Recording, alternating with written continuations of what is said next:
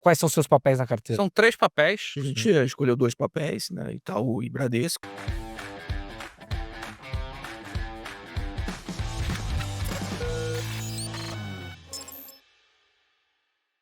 A gente escolheu 2 papéis, né, Itaú e Bradesco. Os bancos vão ter crescimento, valores estão barato. Em particular, Itaú, foi o banco que melhor passou por todos os ciclos de crédito, em todos os ciclos ele rodou com ROI de 20%. Acho que foi o único banco que conseguiu fazer isso, né. O Banco do Brasil, que vinha se recuperando, teve o baque agora do setor agrícola. Então o Itaú é a nossa preferência aqui. É um pouquinho mais caro, mas tá barato, 7,5 vezes lucro, 2026, é um papel barato, tá. E vai ter crescimento, eu acho que vai ter um crescimento de lucro estrutural maior que os competidores, um ROI estrutural um pouco maior que os competidores por algum tempo. Por quê? Porque ele está começando agora a falar de código custo. Então, código custo é um processo que demora anos, né. Então, redução de agência, redução de pessoal, né, que a gente viu aí. Da manifestação. Manifestações, é. Então, essa toada de código custo vai levar o banco a ter um crescimento de lucro razoável por alguns anos. Fora isso, ele está finalizando de implementar o One App deles, que é um aplicativo. Ele tinha vários apps, agora vai ter um só, em que, estão todos os módulos de produtos ali, só que fica desaparecido ali dentro. Você só contrata o que você contratou, você só vê o que você contratou.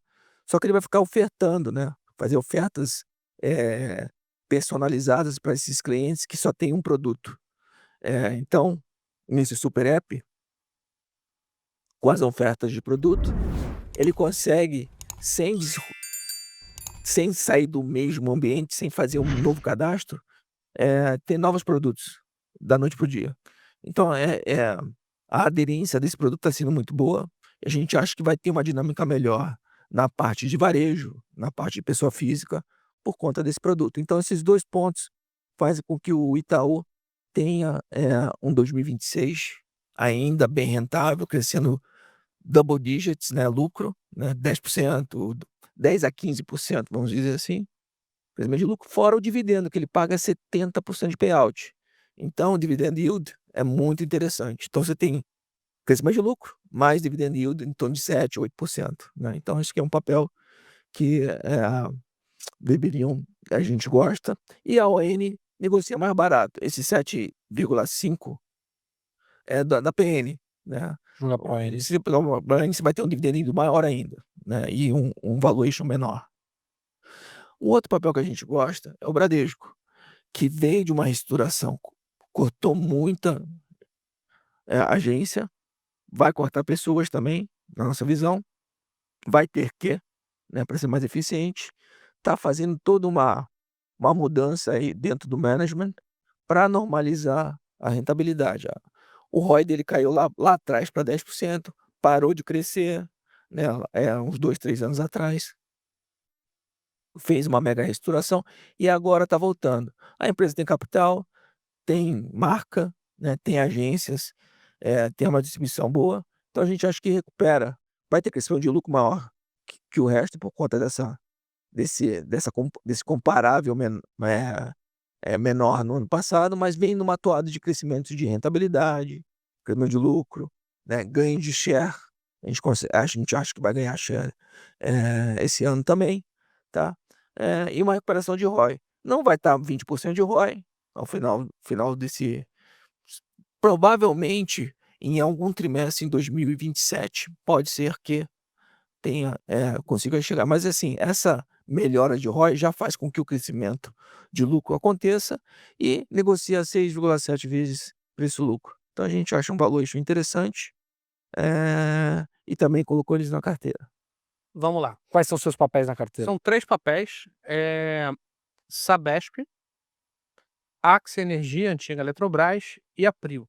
Percebo que a gente já vem falando dos nomes ao longo desse último ano, 2025, e eu acho assim, como posso falar para vocês? Claro que alguns desses papéis já andaram bastante, são recomendações que foram muito interessante, mas assim, a primeira coisa que eu quero chamar a atenção é que a gente continua gostando da tese e não fica tentando flipar, né, tentando pegar todos os cipós que passam ao nosso lado, e eu acho que ainda seguem sendo nomes muito bons e que ainda vão entregar bastante coisa agora em 2026, né. E 2 nomes bem defensivos para surfar essa questão da volatilidade, e são nomes que estão muito mais expostos a uma dinâmica muito endógena e não necessariamente dependendo de fatores externos, como é o caso do petróleo, que sim, a gente tem a Prio, mas ela é diferente, né, dos casos da Sabesp e da Axia.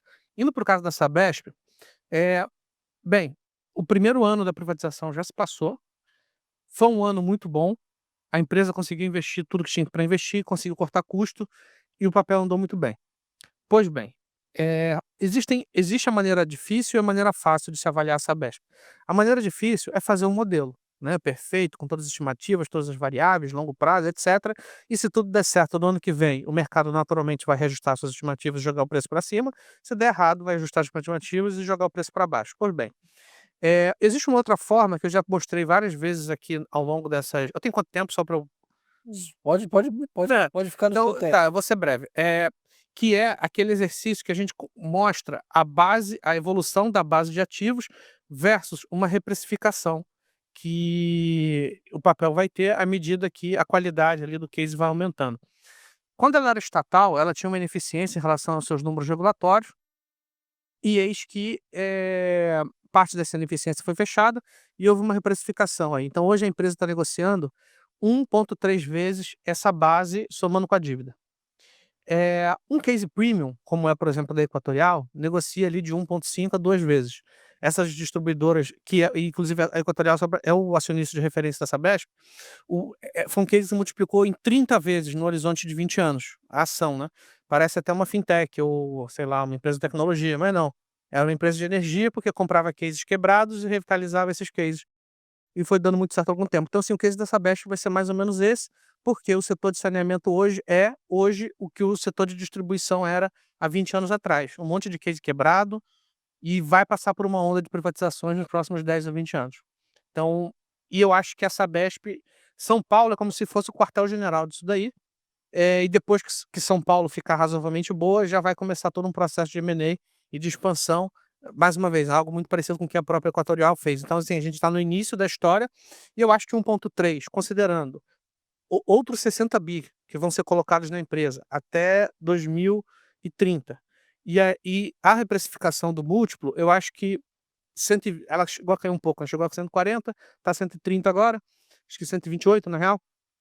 Eu acho que ainda tem muito o que andar, tá. E mais uma vez, é um case defensivo, então se a priori, a decisão política, a política vai afetar pouco o case da Sabesp, né. Claro, menos do que a média. Então a gente segue com o case da Sabesp, acho que já falei de valuation, de múltiplo, do racional, e eu sigo, tem um outro case especulativo que é o da Copasa, que também é um case interessante, mas que, cara, se isso aí se a privatização descarrilhar, 20, 30% abaixo. Então a gente prefere seguir na Sabesp. O outro case que a gente tem compra é a Axia, que, andou muito bem depois do fim da questão da ação direta de constitucionalidade. Aquilo ali trazia uma série de incertezas, uma série de desconfortos, e por muito tempo a empresa negociou a múltiplo de estatal, e a gente citava nominalmente isso lá nos nossos documentos. Então a gente falava até que, se o pior cenário acontecesse, ela eventualmente fosse reestatizada, ela já estava meio que no preço da estatal. Então ela performou bem, mas ela ainda não negocia com o prêmio que eu acho que ela deveria negociar, tendo em vista, eh, toda a agenda de eficiência que ainda tem para ser capturada, o atual patamar no nível de preços e os diferenciais competitivos que ela tem, tanto no segmento de transmissão, pelo tamanho dos seus ativos, por todas as questões dos reforços e melhorias, que é um investimento que ela tem ali que gera um resultado à parte, assim como, na parte de geração. Existe toda uma questão regulatória relacionada a preço horário, aos ativos que vão conseguir atender a demanda de energia no momento porque o preço da energia agora vai ser horário, né, então, pô, quem é que consegue entregar essa energia no momento em que o preço está mais alto? É exatamente aquelas fontes que são mais flexíveis, que são as hidrelétricas com reservatório, que a Eletrobras tem muito. Desculpa, a Axia. Então ela tem diferenciais competitivos de longo prazo no segmento de transmissão, e no segmento de geração, que, enfim, e o próprio múltiplo, a própria avaliação, eu acho que, claro, já fechou um gap legal, mas eu acho que ainda tem o que andar. E mais uma vez, é um case defensivo com preço mais alto e que vai pagar 30 bi de dividendo aí, né? Então, assim, quem comprou a 30 e poucos reais, cara, vai ficar com dividend yield aí de, sei lá, 50% em 3 anos, né? À medida que ela for pagando isso daí.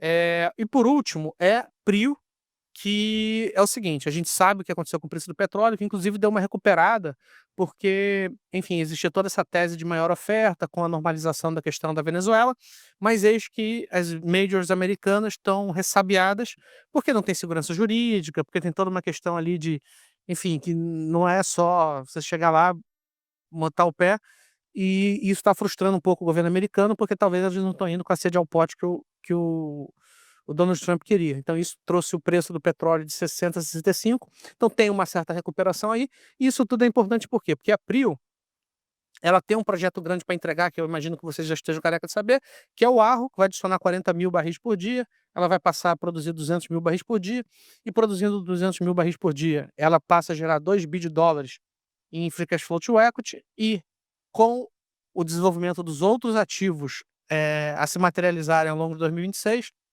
a gente está falando aí de até 3 bi de free cash flow to equity, o que geraria aí aproximadamente 30% de free cash flow to equity, assim, dando tudo razoavelmente certo. E no caso de Arro e a integração de Peregrino, não é só impacto em receita, é impacto em custo também, porque o Arro vai ser conectado a outro poço. Aliás, Peregrino tem todo um trabalho ali que eles esperam cortar mais de 200 milhões de dólares, 250 milhões de dólares por ano. Então, assim, tem uma linha de custo ali que deve ser amassada também. E o Arro entra com um lifting cost de $1, o que é absolutamente bizarro. Então, se caso o preço do petróleo volte a 50, 55, a gente está falando aí de uma empresa que, com essa absorção de sinergias e ramp de produção, vai conseguir voltar a esse lifting cost aí de 7, 8 dólares que ela sempre teve. Hoje está em 13, porque entrou Peregrino, e Peregrino ainda não está eficiente como deveria, mas enfim, ela vai voltar aí e vai surfar bem essa questão. Acho que eu falei dos 3 nomes, né? Isso aí, falou. Tem um último setor que apareceu magicamente aqui ao meu lado. Já está em silêncio aqui há muito tempo esperando. Tudo bem? Seja bem-vindo, Tudo Bernardo. bem, muito obrigado. Bom, prazer aqui para quem não me conhece, né? Eu sou o Bernardo Noel, aqui, analista do setor imobiliário e de fundos imobiliários também, que eu já vou falar. Real Estate e fundos imobiliários. Exatamente. Então, passar um pouquinho aqui dos nossos picks do setor imobiliário, né? Depois eu passo aqui falar um pouquinho do cenário de fundos.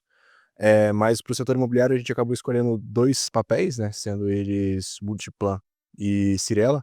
Acho que falar um pouquinho de Multiplan primeiro.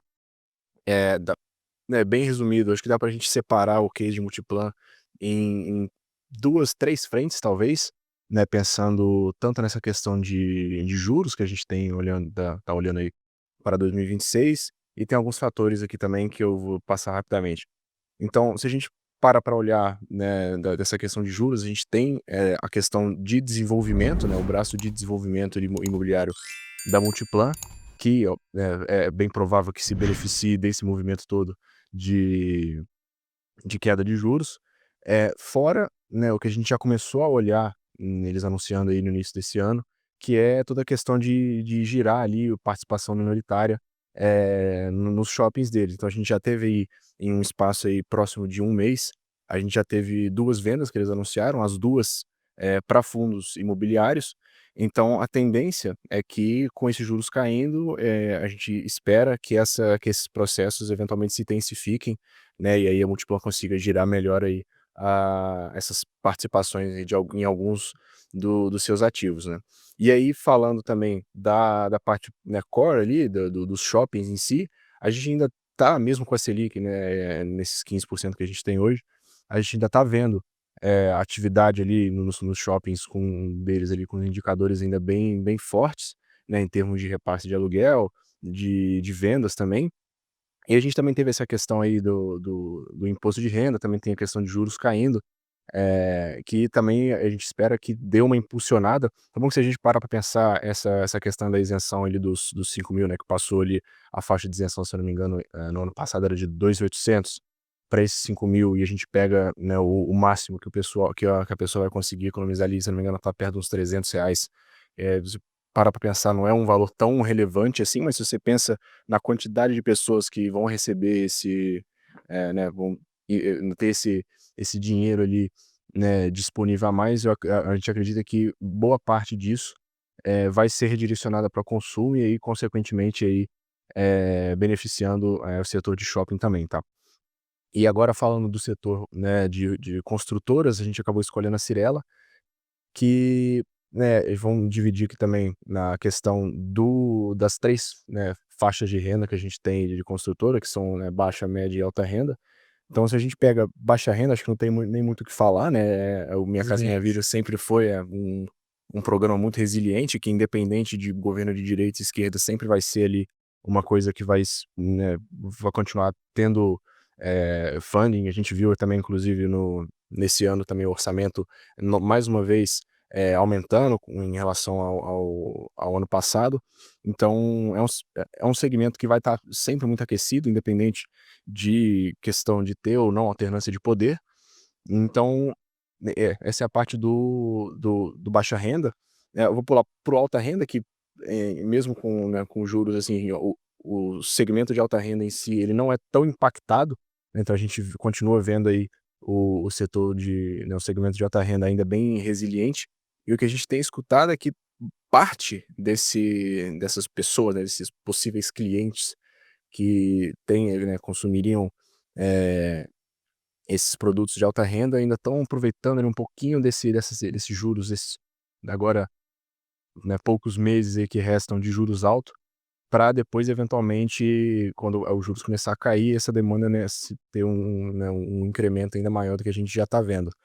E a parte do média renda, que é, né, em tese a que é mais impactada ali com juros altos, tem a questão dos juros caindo, mas também a gente já vê o governo dando, né, um pouco mais de atenção para essa faixa de renda ali. Então a gente já teve no final do ano passado algumas mudanças ali beneficiando esse tipo, né, essa faixa, esse essa pessoa que se enquadra ali para esse tipo de imóvel. Então, eventualmente, a gente também acredita que depois que as construtoras, né, conseguirem fazer todos os projetos ali, porque não é uma coisa que acontece do dia para a noite, mas também seja uma faixa que seja beneficiada aí ao longo desse ano. E como a Cyrela tem, né, ela participa, né, desses 3 segmentos, a gente acabou colocando ela aí também, fora a questão de múltiplo também. Se a gente pega e compara ela com as empresas, né, de alta e baixa renda, né, a média alta e baixa renda, a gente vê que em termos de múltiplo ela também é uma das mais baratas ali, se a gente for ponderar, claro, também em questão de qualidade e tudo. Então essas foram as escolhas aqui do setor.